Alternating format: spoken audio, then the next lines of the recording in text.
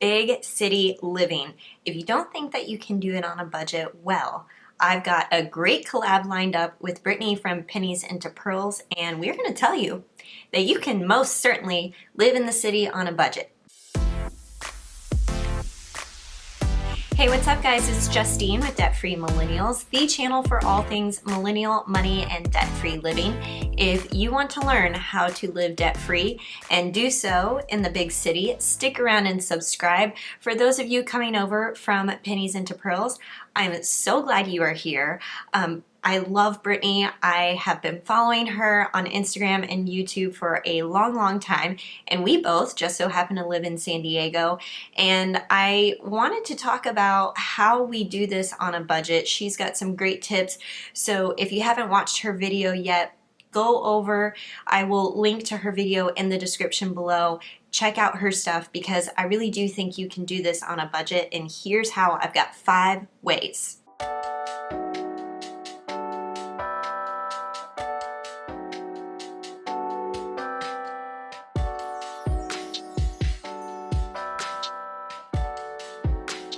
All right, the first way that you can live in the city on a budget is to look for fun and free and discounted activities. So the perks of living in a big city is that there's constantly stuff to do, but you have to be really strategic with what activities you want to do that are free. So for example, because we live in San Diego, we're blessed with having year-round awesome weather. Yeah, sucks to suck, doesn't it? But there are tons of things that you can do in your city, and what I really like to do is I like to just walk around. It's fun to people watch. I like walking down to the harbor and just walking along the water. There are a ton of free local parks. The biggest park here is Balboa Park, so it's fun to just walk up there, walk through the gardens, and that's free for us to do.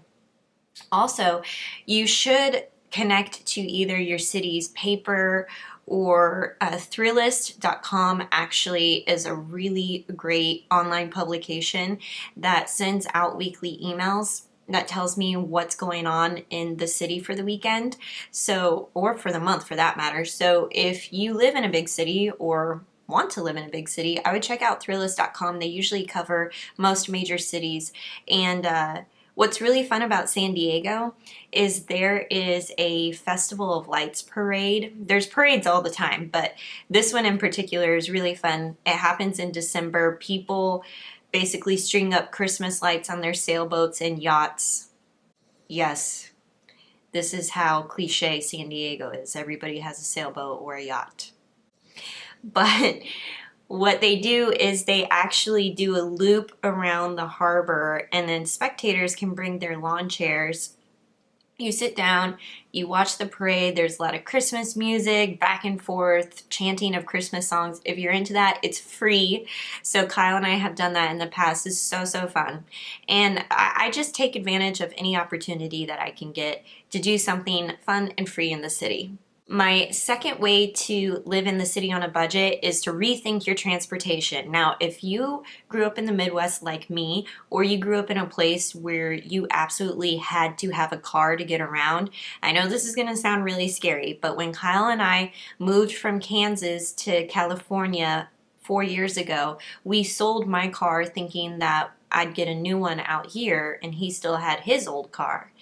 But then, lo and behold, I actually got a job that was within walking distance to our place. So as I was walking the mile to work and the mile back home, and Kyle used his car to drive to work, we started figuring out that maybe we actually didn't need a second car. Now, another girl that I love, her name is Perla Chase. She runs a blog called Your Girl Chase. She also has a podcast. She lives here in San Diego, and she does not have a car at all. And she relies on Uber and Lyft to get around, or she bums a ride with her friends. While it may be kind of inconvenient in the moment to wait on somebody to give you a ride, think about how much money that is saving her, and then also how much money we're saving by only having one car. Because even if you have a paid off car, you still have to pay for the cost of registering that car, insurance, gas, tires, oil changes, any kind of extra repairs that come along with that, you could potentially save hundreds and hundreds of dollars within the year by not having a car. Okay, this third idea you may not like, but I've done it. I've done it twice. I'm doing it right now. And that's to get a roommate. So if you've had this idea where you're like, Carrie Bradshaw, New York City, the studio apartment with the really cute, gauzy type curtains, and sunlight is just beaming in on your face, and you have like the world's best cup of coffee in your hand. While you could do that, keep in mind that that apartment is most likely going to be very shabby on the exterior. You're going to have thin walls. You might have single pane windows, and you might be listening to the drunk homeless guy downstairs for a long time. And that's okay if you want that. But if you want to live in a nicer place, I highly suggest getting a roommate. The rent in San Diego in particular is just astronomically high. And you're going to find that wherever big city that you end up living in or that you live in currently. So for San Diego, a 2-bedroom apartment is averaging a little more than $2,000 in rent per month. It's insane, right? When I was living in Kansas, my rent was $750 a month. So keep that in mind, that you are going to have higher rent costs, and a way to cut down on that cost is to get a roommate. So I said I've done this twice, and the first time I actually was hosting one of our interns when I was working downtown at a cybersecurity company, and it helped us out financially, and it also helped him out because he was close to work and he was able to enjoy the amenities that he wouldn't have been able to afford had he tried to live on his own. And now I'm currently doing that with my sister, and she's been able to live cheaply. We're able to be supported financially, and it's a win-win for everybody. I think even if it's just temporary, even a couple of months, 6 months, or you decide to get a roommate for the entire year, it definitely helps to have a roommate while you're in the city so that everybody can get a bit of a financial break. Okay, fourth idea is you want to shop smartly for food.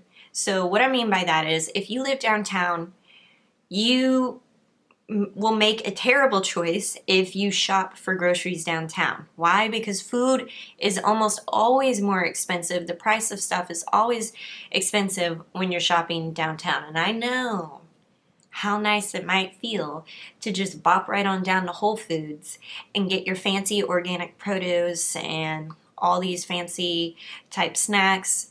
You don't need that. In fact, what I do is I actually drive out of town and I will shop at the grocery store that gives me the best prices. I've even driven 15 minutes down the freeway to the closest Aldi's so that I could get a deal. And I'm okay doing that because I like where I'm living, but I don't like to shop the food prices where I'm living. So I'm going to drive out of town to get those and then come back.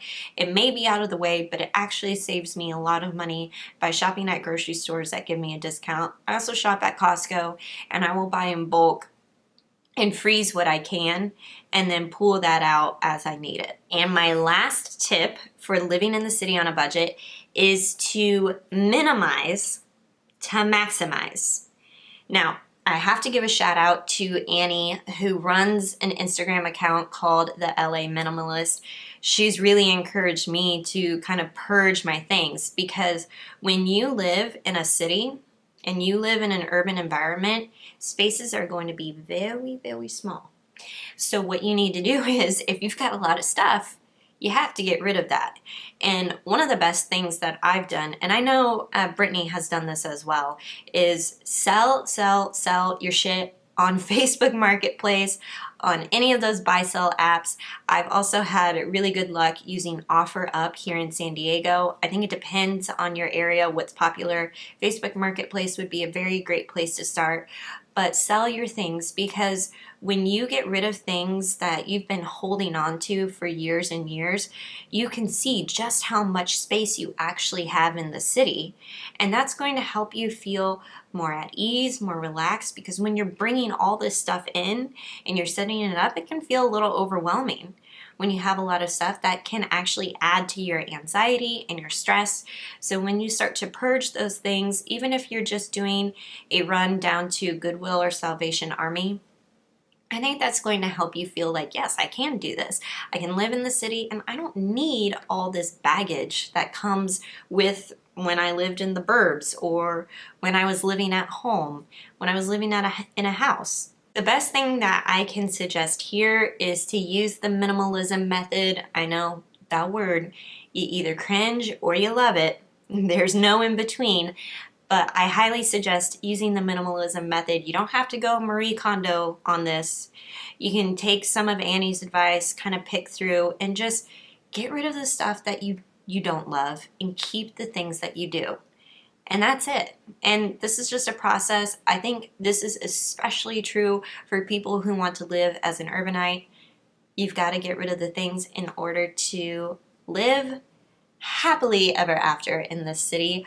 I know that I have been in the city for 4 years now, and that's coming from a girl who grew up in Kansas, of all places, okay? Yes. So let me know in the comments below, what is your best tip for living in the city on a budget, if you do? And if you don't, and you're considering living in the city, what are some steps that you're taking right now to make that goal a reality? Thank you so much, Brittany, for collabing with me on this video. I think this is going to help a ton of people. If you like this one, give it a thumbs up, and I'll catch you in another video.